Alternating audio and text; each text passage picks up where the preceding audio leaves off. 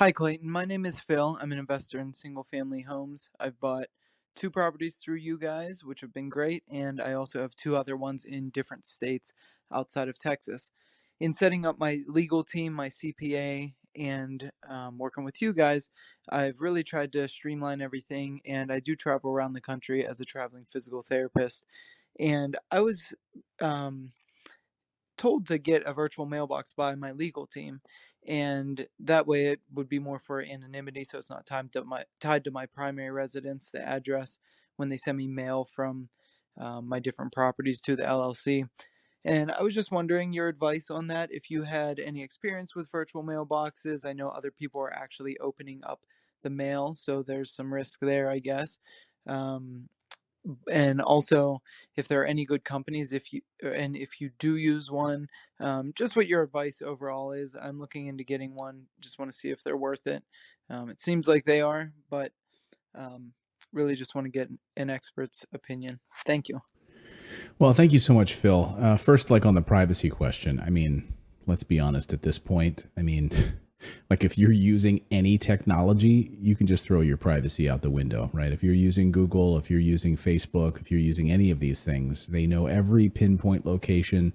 GPS is still, it was created by the federal government, is still owned by the federal government. So if you use GPS in your car to drive anywhere, I mean, so yes, a company using a virtual mailbox, getting your mail and then scanning it for you so you have access to it wherever you are. You're traveling, obviously, for work. You need to be able to get access to some of this, your information, right? So if you've got let's say you've got like a city, excuse me, like a city violation for something. There's a sidewalk that needs repaired or something. Who knows, right?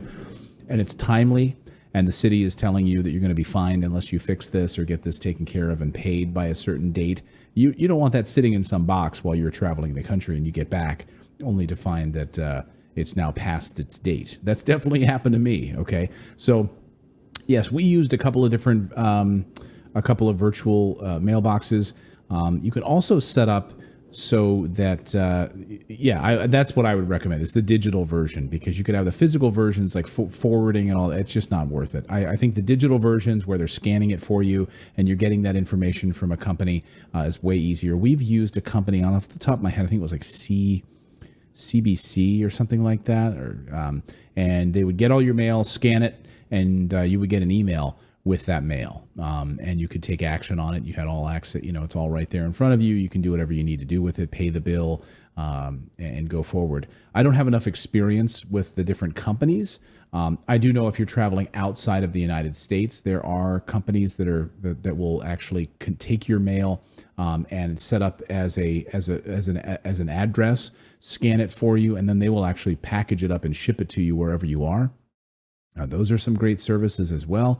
But yes, I would recommend the virtual service. If your legal team told you to do that, then far be it for me to step on your legal team's toes with that. We use it. We've had great experience with it. As far as like your personal address being tied to an LLC,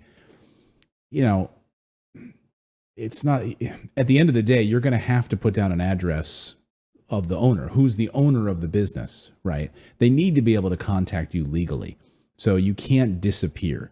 Now, you could try to be creative and put it into some sort of a land trust and even that is not going to be full anonymity. We've spoken to lawyers on the show about that very issue. And even then, it's unless you're a celebrity or something where you're trying to hide where you live, they can try to remove you from certain databases and do it. It's just not worth it. And you have to legally be able to tie yourself to a particular property under the law. But if your lawyers are telling you to get a virtual mailbox, then by all means go for it.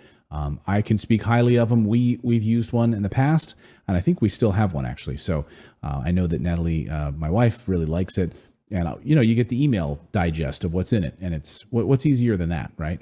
It's like, okay, here's what I need to look at. Most of it's junk mail. Oh, I need to pay this bill. Wonderful. It's a great service. So, thank you for that question, Phil, and congrats. And by the way, thanks for working with us. If you have any questions related to financing, real estate, taxes, motivation, financial freedom, it all doesn't matter. You can go to our website at morrisinvest.com.